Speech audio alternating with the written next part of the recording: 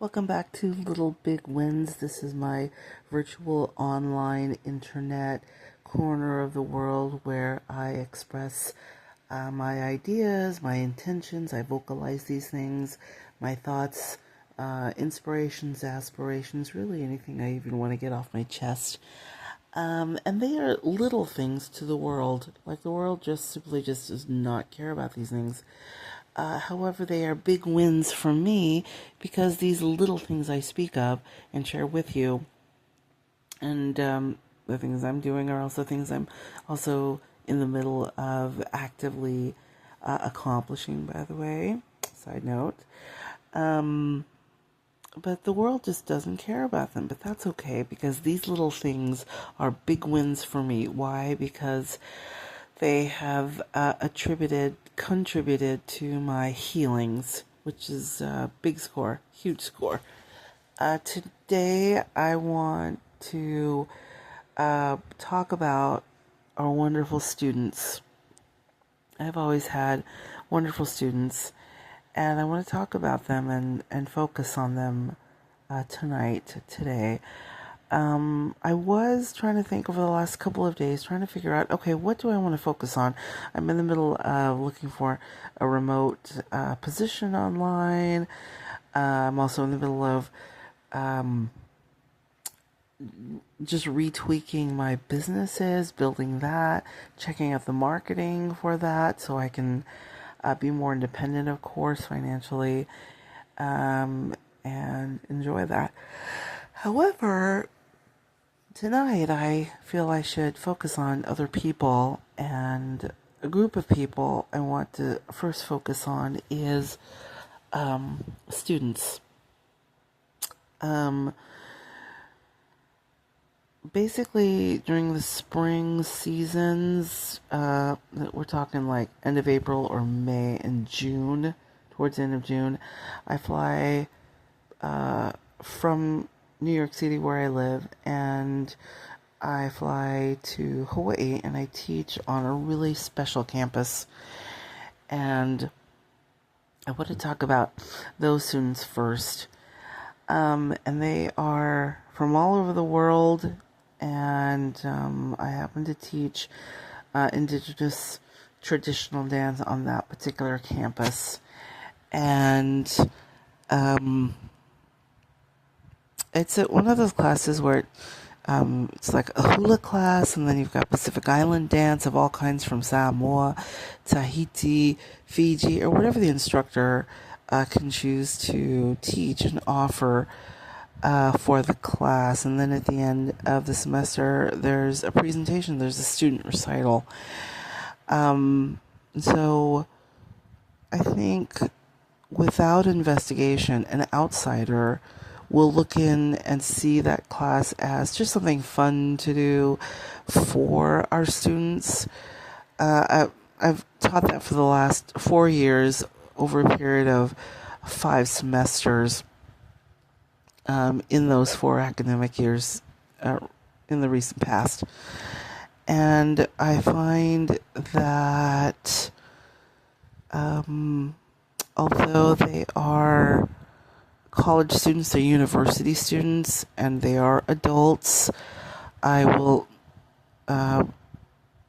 always be kind to them. And I think back on myself as a student here at BYU Hawaii, totally giving my anonymity away, by the way.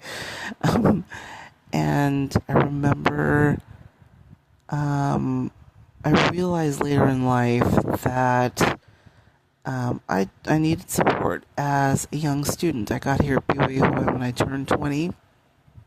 I had already graduated from awesome community college in American Samoa, where I am originally from, born and raised mainly. And I had moved to this island after graduation and receiving my associate's degree back home. And I remember feeling lonely. And I remember my first year or two at BYU Hawaii was wonderful in so many ways. But in other ways, the school itself was still in the uh, in that pre-emotional states offerings and emotional health offerings compared to what they try to offer now. And I remember the amount of loneliness I at times felt. There were always people around, so fun, so social, and I look back and I realized I had some anxiety, which I was later actually diagnosed with, years later. But I remember it being so new to me. It was too new, and academically, I really was prepared by the American Samoa Community College, and I felt like I could really conquer the academic world anywhere really. I myself feel like I have proven that already, and I continue to do that. But it was the emotional states and the mental states, of which, I could have received certain types of support in. Luckily, though, I eventually grew into the familiarity of the social scene at this wonderful campus here in Laie, Hawaii. And I also worked at the nearby cultural center, and that also has these groups and subgroups and subcultures of people that you can engage with, people my age or a little bit older or younger or even far older or even far younger as youth.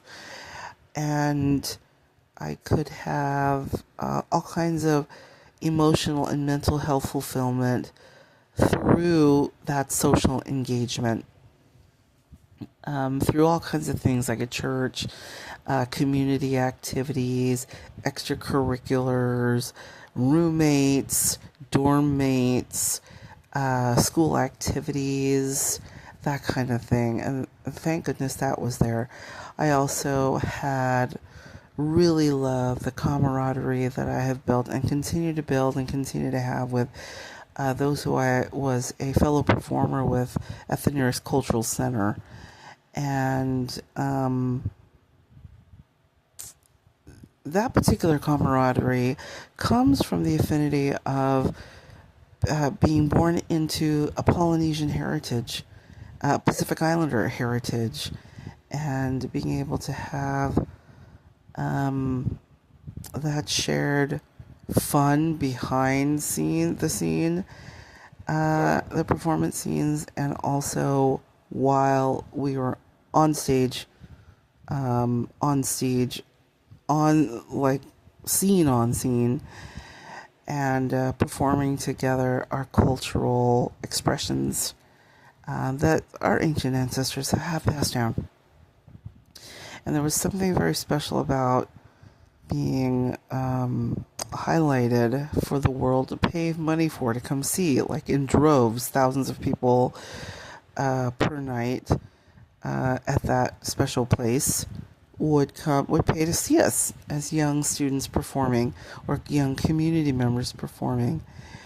And that shared camaraderie with fellow performers who were also from the region, that has been a huge, I did not realize would be such an emotional endeavor and an emotional investment for me to nurture and nourish my mental health. Absolutely. I feel like I had always loved the temple. Side note, I actually did not understand the particulars until later on in life. So these last 10 years of mine, I've actually understood the temple better, and not even through academic means, by the way, with the temple I have loved, but I have added this other emotional investment in it for sure. And there was that, but it was still too, back then for the temple for me was something to always aspire to be involved with, but I was just still too young to understand that deepness. So the immediate gratification and connectivity I felt with fellow Polynesian Cultural Center dancers and performers and artists and employees there, that was really something that I continue to relish today. So I wanted to talk about that. And so I remember how I felt when I might have just felt bad about something, or low, or sad, or highly anxious. I want to make sure that now that I'm older, I have returned to this wonderful campus and the cultural center next to it, and this wonderful community at large here in this town. I want to make sure that students know that when they come to my class, now that they've met me, I want them to know that, hey, if they've got similar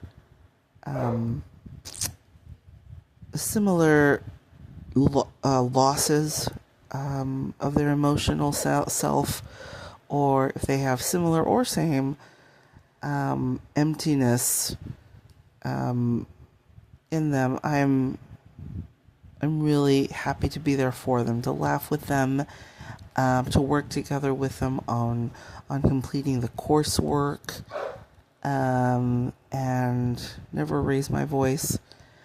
By the way, in the past at this campus, I've actually had that, and to be seen as a student that of which they are not invisible to me, and not just them physically not invisible, but their emotional states are not invisible to me, and their mental states not invisible to me. And when I approach it this way, I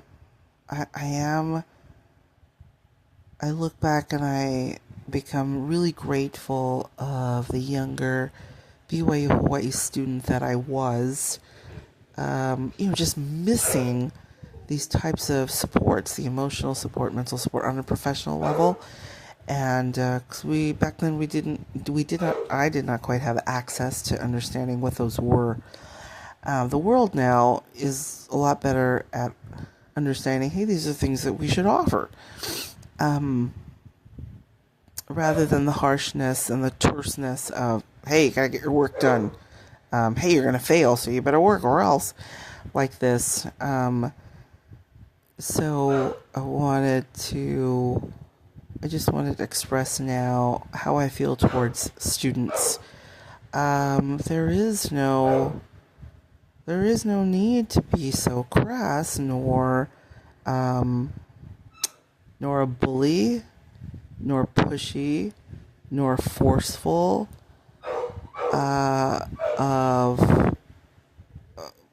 We shouldn't see any of this from any of our professors. I feel I can be demanding, but not be demando in my approach to teaching and asking students to come up. I really, I do not necessarily want to be that type of figurehead, that type of lack of empathy, lack of sympathy. I really don't want to be that type of professor. I feel like I have approached professorship in the years that I was full-time, and even in the years wherever I teach, even part-time or adjunct, that I really need not be that way. The world can be cold, but it really does not have to be. You can absolutely have success and meet your bottom line, and you can accomplish all these wonderful things without being so cold-shouldered or so unkind and so ungentle. And so I do make sure that students do have that. Those are things that I cherish, and I'm grateful that those have been my approaches. And to try to bring out the best in every student, even if they're having a hard time. Hey, maybe they don't show up to class. We don't know what's really going on with students if they're not ready or apt to talk about their issues that keep them from coming to class, or that stop them from wanting to do the work, and on and on. Part of that's kind of none of our business, but I do want them to say, hey, whatever it is you're going through, you don't have to tell me. But you can just know that I got you. We can work something out if you're unable to show up to class in person. And so I'm totally flexible, totally flexible. So that's often the case with this particular group of students. And I wonder if I do have this, not leniency, but there is a tendency to gravitate towards that style of teaching because so much of their physical bodies have signed an honor code not to participate and to imbibe in all kinds of external substances that could hamper their consciousness or their cognitive state of mind. I mean, this particular school system is like listed typically number one, stone cold sober, and it's that way in Provo with the big campus in Idaho. We even have a campus in Jerusalem, and we of course have the Ensign College, and we have this one here in the tropics, a stone cold sober, and students and of course faculty, having signed that honor code, have that understanding. And so they come with cleansed physicalities and bodies. And here on this campus, I've never had a student show up inebriated or hanged over, mainly because the expectations are there, and then they legally sign this document that drives them, hopefully, to keep those particular codes of the honor code, which is not to participate in drinking that inebriates them. So they come with that, and so that's one vice that the air is cleared. On this particular campus, I do not have to necessarily deal with that as much, or at all, really. And so I'm grateful for students who have chosen to try to abstain from that and to make it a lifestyle and to attend the school, continuing that abstinence. So they come with that to class, and that does help clear the air for them to physically move in class and to remember the choreography and the lyrics and the meanings of the lyrics and the protocols and the cultures and the histories and any combination of one or two or eight of those things, and just really just have a spirit to just be in the class and participate in it as actively as they possibly can and in the most positive ways. It's a lot. And these particular movement classes, choreography and dance classes, happen twice a week at 7 a.m. and 8 a.m. in the morning, for crying out loud, these poor students. So there's a lot that's asked of them for these one credit classes that I teach. So anyways, I'm not interested in talking down to them. I am interested in having fun with them. I'm interested in being there for them and also not raising my voice to them. There's no point in that. There's literally no point in that. And that's really important to me, that they know that I have a respect for them. They respect me enough to try to come to class and learn these performances and these dances and their meanings and their expressions. I, of course, can offer, hey, in return, I can say, thank you so much for coming to class. It's super early in the morning, man. I appreciate them trying and learning these things. Most of the students that enroll in these classes are not from, they're not ethnically from the Pacific Islands. So it's really new.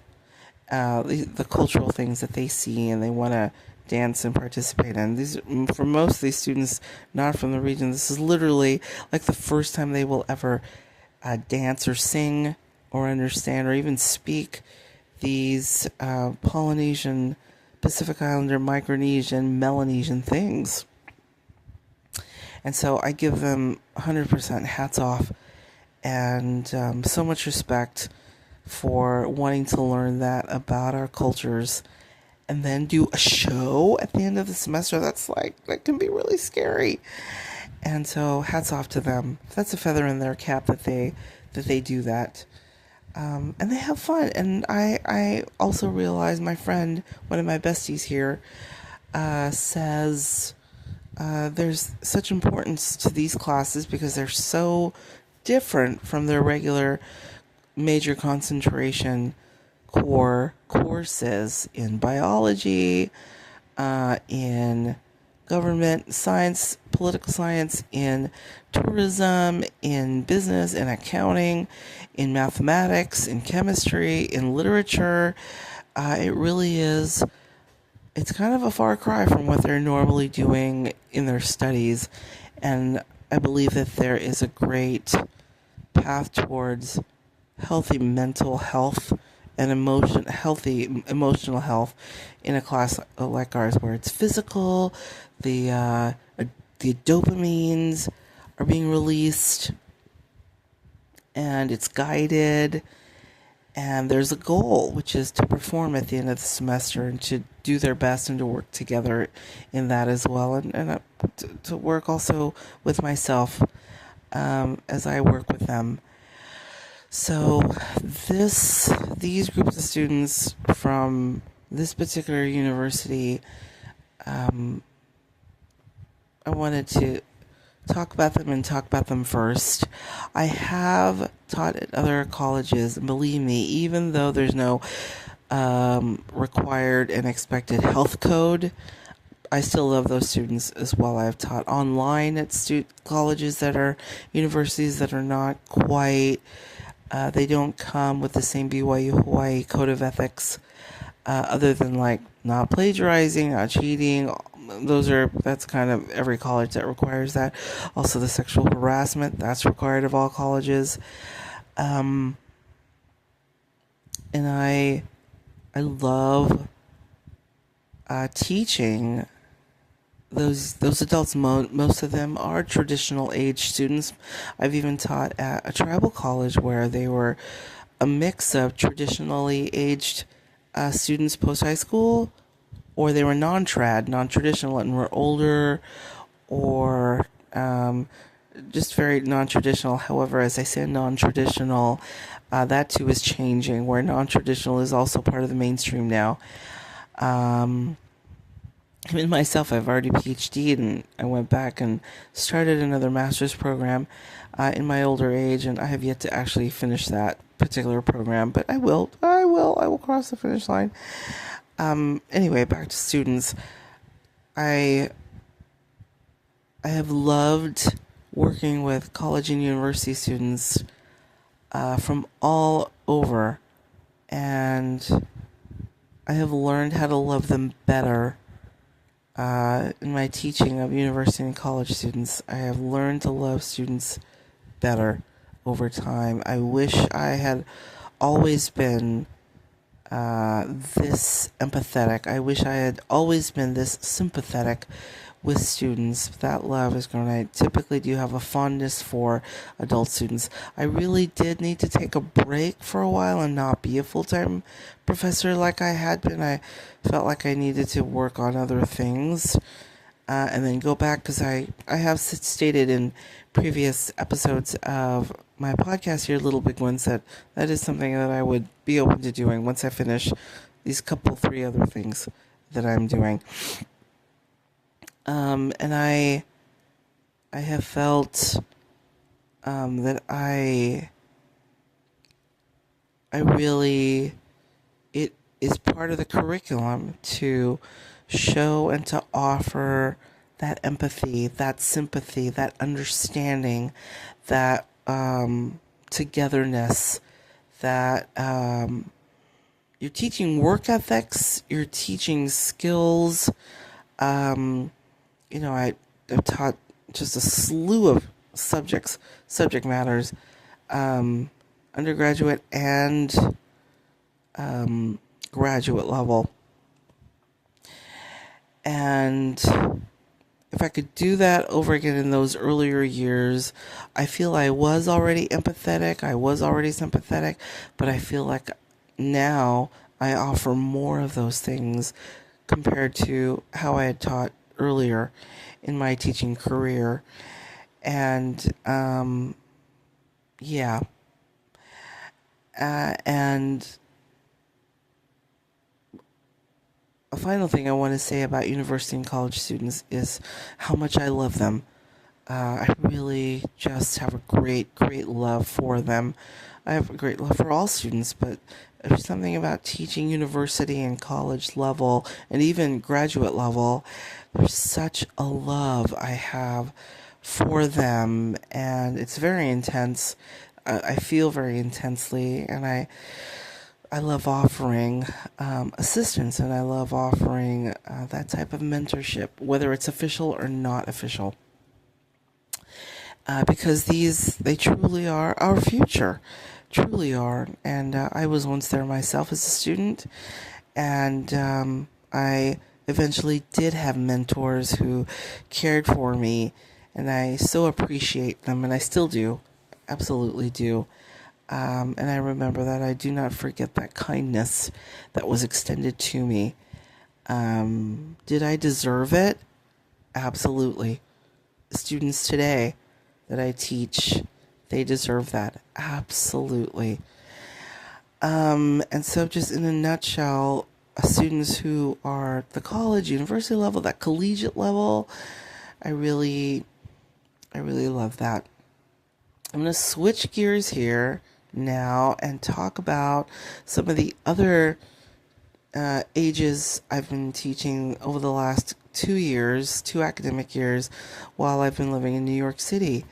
I was looking for something to do that was actually flexible, and so that if I had to leave and then come back, it would not be an issue. I tried substitute teaching, and I love kids as well. We're going to talk about that in a little bit as well. And so for the last 2 years, I have been substitute teaching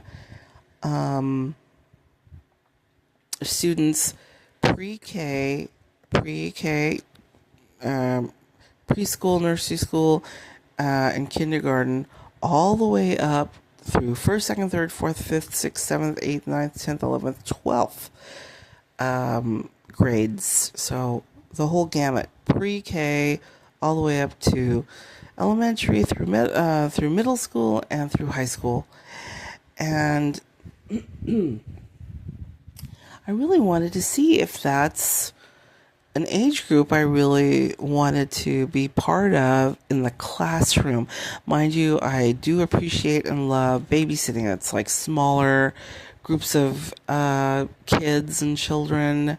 I do not have my own children, so I really grabbed at the chance to babysit and to offer childcare That's definitely a regret in my life, and so that's how I feel it. I feel it by babysitting, and I also teach little kids, younger kids in primary at church. We'll talk about that in a second. So anyway, this pre-K to elementary to intermediate, all the way through high school. I wanted to see if I liked it. I'm like, okay, I teach adults. That's wonderful. Um, I want to see what it's like teaching young kids, and and I and I was a substitute teacher. I did, and I continue to get offers to be a permanent elementary school teacher, or a middle school teacher, or a high school teacher. However, that's not a commitment I want to make before I really know what the deal is with that. Well, anyway, having said that, I want to say I had a really magnificent experience with substitute teaching. I was sent to all these public and charter schools all throughout the New York City boroughs. I was sent to the Bronx. I was sent to Queens. I was sent to Brooklyn. I was sent and assigned all over Manhattan. I didn't quite make to Staten Island. I did not accept that those particular assignments there, basically because they were few and far between, and also I was not sure how to actually travel to those locations on Staten Island. If you know Staten Island, it's got a different metro system. I mean, it has a metro system, but it's kind of its own creature, very different than the other four boroughs that I know very well through the metro system. Anyway, so that chance never came up. I will say yes, though, if I do find a way to do so. Anyway, meanwhile, back at the ranch, I tried it and I loved it. I love how chill the calendar was. I did not have to be there every day. Awesome. I loved that I finished work at times by 3 o'clock, sometimes 2, sometimes even at 12, and got paid the full day's work through the placement agency that I was at. By the way, it was a wonderful placement agency. I really love them. And I was taught, and I was teaching all kinds of classrooms and ages within that range, pre-K to 12. And I loved my schedule, and I loved those kids. And they're that age where they're kind of bratty. Hey, I was worse in elementary and, well, especially in middle school and high school. I was worse. So I was okay. But I did get to see a lot. And I did get to see that some schools are better at disciplining and teaching discipline to their students versus other schools that are still trying to work on how to enhance that part of it. And so obviously I enjoyed the schools that had the better disciplining from very attentive staff and very attentive faculty there, and very attentive administration there. And I loved it. And they let me be very Samoan about it when I needed to be, which was very strict. I could raise my voice. It's very different than university. And some schools did nothing about the attitude, no problems for sure. I got to work with students of all walks of life. There were even Polynesian students in some of these classes, all up there in Harlem, and there was just like one or two, by the way. A lot of like black schools, predominantly black areas, and blacks from all over, like Haiti, different parts of West Africa and East Africa, different parts of like multi-generational Harlem, Bronx families there. And I loved all the students. High school students, it was wild. They'd always be like buck wild, wilding out, but really fun still. Also intermediate, um, and I really did love it. However, it's not quite enough love to be a permanent teacher. And at those particular schools, pay is really well.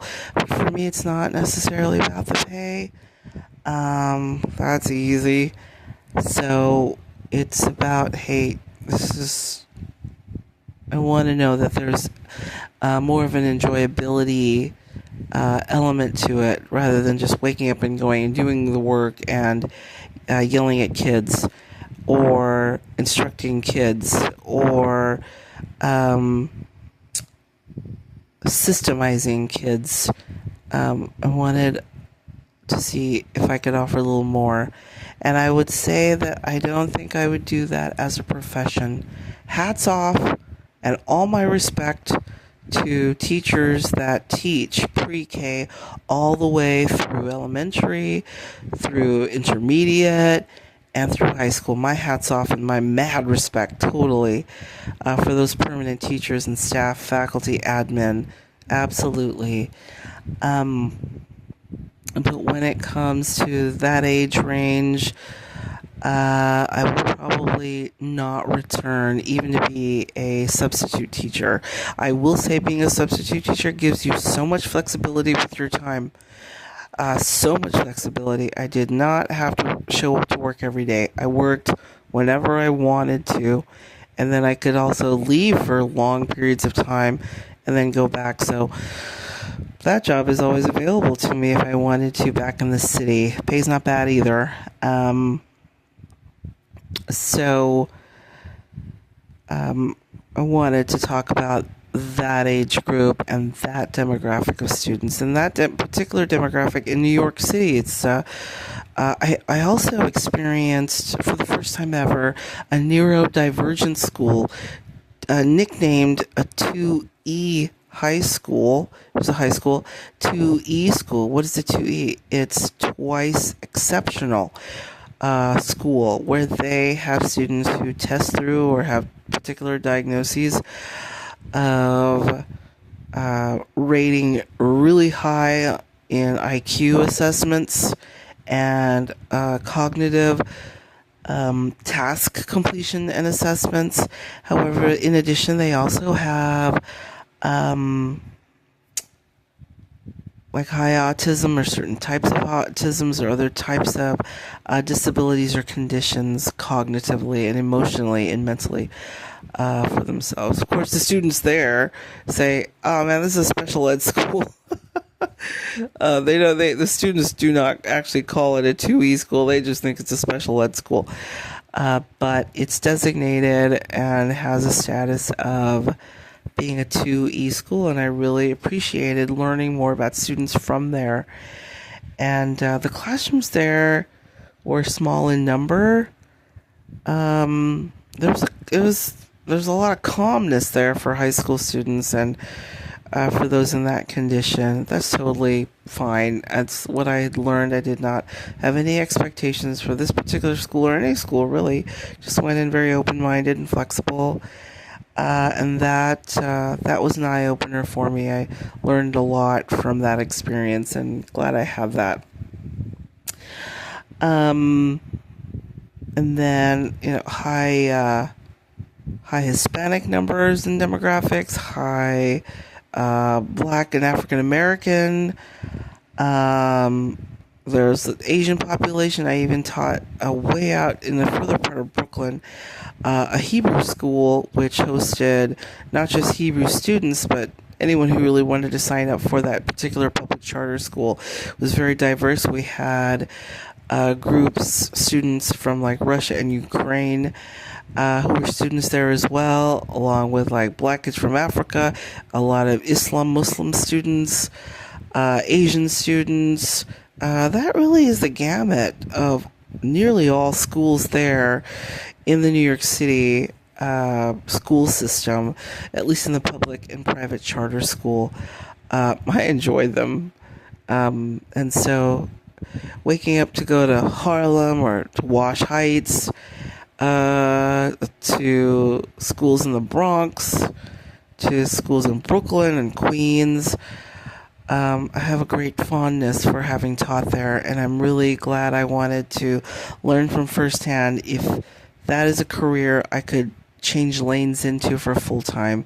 And I've decided no, it is not. The students are great, and the faculty and the peers are great. The schedule is probably what is I'm probably not quite aligned to what I want to do and be in a career of teaching. You cannot leave, and every day you have to show up. And the burnout rate is real for sure. I didn't even show up every day because I didn't have to. And after 3 days of teaching, I was kind of wiped out. Not gonna lie. You have to wake up early in the morning and then travel to there, so it's a commute. And but luckily, again, a lot of times you finish work by 3 or 3:30, sometimes 4, but not super late, and definitely not as late as 5 or 5:30 or 6. And there were times I finished work by 12 or even 1, and paid for the full day, like I'd said before. So I love the flexibility of substitute teaching. And the students, of course, I love it. However, it was the demanding schedule, being a permanent fixture as a faculty or even administration at any of these schools. And that would wear me out. That would take my time away from my traveling to teach here in my home region during the spring and other times. It just takes away from that as well. And don't worry, I made plenty of money. But now I know that that career of teaching that age group, pre-K through high school, which includes also elementary and middle school, it's probably not my cup of tea. Which is ironic because I love babysitting a group of 1 or 2, maybe 3 kids. It's so funny. I love doing that, and like being the nanny or the other mother for a few hours during the day. I actually appreciate that smaller number. It's not a big classroom number. That smaller number, even if I had to do that every day or every weekday, I'm quite happy with that. But also with babysitting, a consistent, steady babysitting gig, if you're like with one particular family for several hours during the day, you're locked into that. You do not have a flexible schedule. So I appreciate spot sitting. I have tons of friends at church and in the community that just need spot sitting. What am I doing other than having plenty of days off and also working on my e-com business? I have time, and then I'm there for my community there as well in that capacity, plus a bunch of other capacities as well. Like I can be a party animal if I wanted to be with really awesome friends from just my community there. But when it comes to those students, I love them. I love that demographic of students in New York City. I know that I would love it if I was an elementary teacher here or a middle school teacher here or a high school teacher. I love it. I would say it would be the locked-in schedule. That is probably something not favorable to me. I want to say that about adjunct teaching or full-time teaching. As a professor, you really have days off from teaching. Then you have these administrative duties. There is a flexibility in that, if you need to travel or what have you. Adjunct also, there is a flexibility, but none of those have the flexibility that substitute teaching actually does. I have found that out. So anyways, that will probably be the end of my teaching pre-K to an elementary and intermediate and high school. That's the end of my career for that. I have enjoyed 2 academic years teaching that in a really wonderful city and its boroughs. And I really love that I have that experience, that I did that there. I really, really love that. So countering that, I've talked about I prefer when I'm teaching young kids of any age group. I do prefer small group rather than classroom. I do volunteer and enjoy teaching a few times a month, just for an hour on Friday nights, a couple Friday nights out of the month back home in New York City. A bunch of young girls from church, ages 8 to 11. And it's called Activity Days in our church. And I really enjoy that. That's teaching, but it's like more fun teaching based on what the girls want. And they give me ideas. They give us, as their teachers, ideas to do whatever activity they would like to do so they can develop that fondness for that thing. And they get credited for offering that idea up to us, and then we make it happen. And it really is a lot of fun. They're teachable, they're sweet, they're eager to like turn 11 and move on to become part of the youth program, and that's where they stop joining with us. But when in the earlier years with us, they're just excited to be together and to have a cohort of gal pals to just do fun things together with, stuff that they want to do, and it's interactive, it's collective. But I also want them to know that even in a handful of young girls like that, there is time and there is opportunity for us to give them one-on-one. So what I really love about our church, there's like a collective option if you wanted to do some learning and growing, but there's also that smaller group option, but there's also solo option to develop in those particular ways and in those unit types. So I have enjoyed doing that the last several years. I've been doing that at that particular ward in New York City, my home ward there, since during like the height of COVID, where we would not meet indoors as we normally would. We started meeting outdoors at Central Park in New York City. It was so fun, super, super fun. And so, ironically, that's a great schedule. And I only do it like once or twice a month. And I have co-teachers as well to help that. And I have parents too that could also step in. And those students, they're just lovely. And it's not academic, it's really just fun. We hear what their ideas are, and we make those ideas into actual activities that they immerse in, and that they would also start planning, being part of the planning for to some capacity. And I love those students. I also remember every Sunday, several years ago, for a few years, I was teaching 3-year-olds in church, and it was just so fun. For a while, I had been doing it by myself when I was first called to that assignment. Volunteer assignment, by the way. And I just loved it. They're just so cute. So that's a classroom once a week that I'm happy to do. And it's not about academics. It's about just learning about Jesus. And there's a manual, and there's like help and support, as we always give during in our assignments at church, and lots of snacks.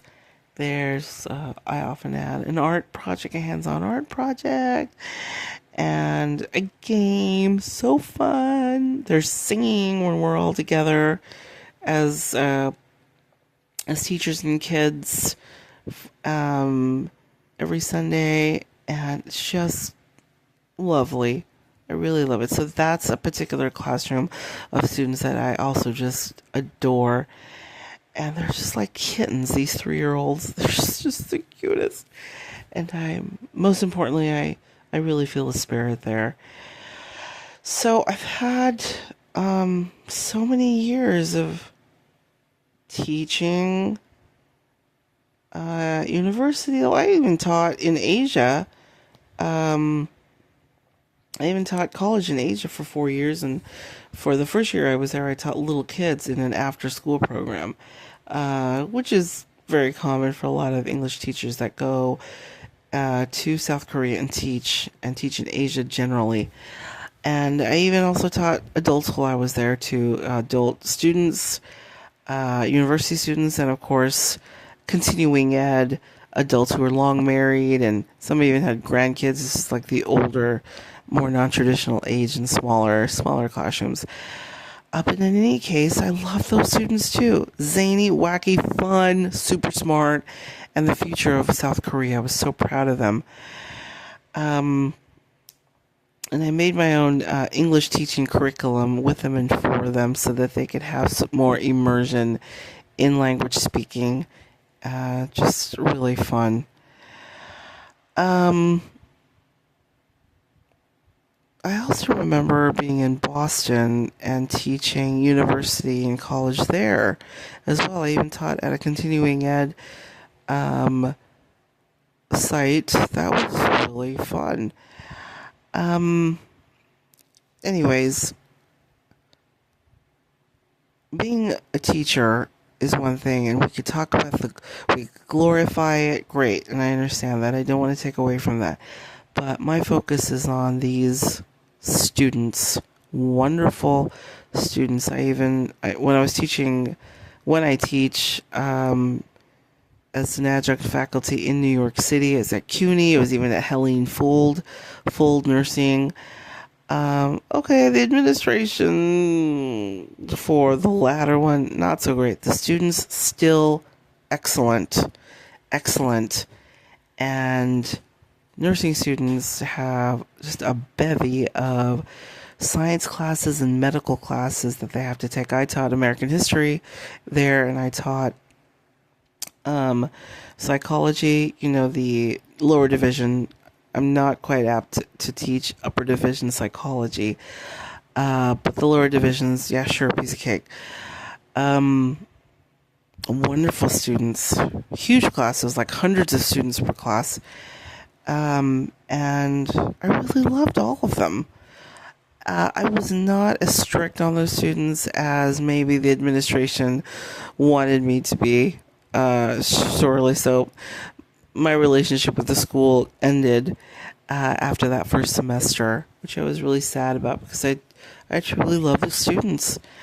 Um, and so, as I'm learning all this, I really have learned over the years, it's about loving those students. It's not about coddling them, because I don't coddle. It's not about that. It's not about enabling them in the wrong ways. No, I don't do that either. It is about being attentive to their needs and also seeing them as souls. And having said that, I do not diminish the academic or the coursework expectations, but I do add that there's no point, there's no reason to raise my voice to them. And I can extend greater understanding, and working together with them on so many things, and just helping them. And I live for that when it comes to students. I really, truly do. I'm grateful that my businesses are shaping up. A lot of them are e-com businesses, and they're in the middle of getting tweaked. I'm always tweaking these things. But I am feeling closer to applying to be a full-time professor eventually. But right now I really love the adjunct teaching. I love that I'm not really I have flexibility. Still, though, during the semester, I can't really go to too many. I don't have the same type of uh, come and go abilities or freedoms that substitute teaching offers. I also, by the way, the other thing I do in New York City is I am a personal assistant and a clerical assistant to an opera singer, a performer. But that too is also flexible. Um, she would prefer it if I showed up like every day of the week, but I'm like, no, only Fridays. So that, that's really good for income too. However, I love the flexibility of just being able to leave for months at a time or weeks or days at a time and then come back and then you still have these offerings from these same entities. Um, but in any case, students, I wanted to highlight them in this particular episode and express my great love for them, great love and respect for them. And um, I'm 52 years old, and if I had this mindset at the age I am now, if I had it when I was teaching earlier in my late 20s and early 30s, I definitely would have been a far better teacher. However, Heavenly Father gives us the opportunity to uh, go through bouts of learning and to see if we are teachable. It does not come when we're super young. It happens all the time, and we need time. We need long bouts of time and years to develop, to become more like Him, through the great example of our Savior, Jesus Christ. So I want that. I want to be that for my students because they deserve it. They deserve it. I'll end with this. I'll end this here. There was and continues to be an issue with a tribal college that I had been employed at. And I love those students. They are fellow U.S. Indigenous, just like me, a totally different tribe. Love them. I still do. I still go back to that region of the U.S. like every year, once or twice at least. Big trips I take every year, once or twice. And I love the students of that tribal college. I always will. The ones that I had experiences with and had connections with there, they will always be burned into my heart, of course. And now remember, a lot of these reservations, this one also is no exception. It's got all kinds of issues with the alcoholism, the cirrhosis as a result of that. And there's like a legacy of that multi-generational. The sensitivity that they feel towards what they call the U.S. encroachment onto their lands, of course. There is that other trauma that they give each other in these particular current years. The drugs, it's just one thing after the other. It plagues that particular reservation and many of our American Indian reservations. But do you think I care to run away from that? Because no, these are still sons and daughters of our Heavenly Father. And as rough as it gets, it almost makes it more fun to do fun things with them, to bring out creativity in each of the classes that I taught, to do fun extracurricular together and just have fun together. I remember so many wonderful fun things I have done with them. I'm a U.S. Indigenous ethnic heritage person myself, and so finding that affinity with fellow U.S. Indigenous of other regions in the U.S., I was able to develop cultural presentations where they got paid for it too, as students and as graduates from the arts programs and the Lakota language programs there. And I could see the great love they have in their eyes, doing that as they do their cultural expressions, and making cash for them to combat the high poverty there and the high unemployment and the high turnover, because the amount of corruption behind sovereign immunity lines there on reservations are really tough on our fellow Americans there. Really have a great love for students there. Absolutely. What a great experience I had there as well. And I just openly thank my Heavenly Father for the number of that, just the myriad of experiences I've been able to have and absorb and really hold close to my heart. With tribal college students, BYU Hawaii students, the little kids on Sunday that I used to teach, and now on Fridays I see when I'm back home. The university students in Korea, the small children, the New York City inner city students, in high school, pre-K to high school, the neurodivergent students.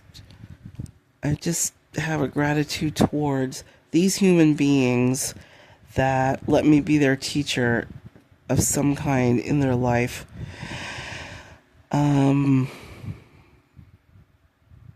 And how much love I have for them. I have pure gratitude and just the humility and the humbleness I have developed being around them. I need to just be more humble and be more and show more graciousness. I sure love the students. I love them. I love them. No matter how difficult, I love them. Without them, I have no teaching. And I just want them to know that they are not alone and they are not forgotten. And I remember them long after we have parted ways, because our class ended. And all the laughing and the giggling in any class that I offer or teach, that's the good stuff also. And I want them to succeed. I want them to know that they can succeed academically. They can keep their street smarts. If that's something they're into, yeah, totally good. I really also want them to know and have the unwritten things, which is the emotional support and the mental health support and recognition of the great love that teachers can have for them. And I have learned so much from them, each of them as well. Thank you so much for listening in on Little Big Wins. I pray that every student now, anyone going through a program as a student, also feels big wins in little things and big things, medium-sized things, all things. And may them and each of their households continually be blessed. Thank you so much for listening. Catch you next time on Little Big Ones.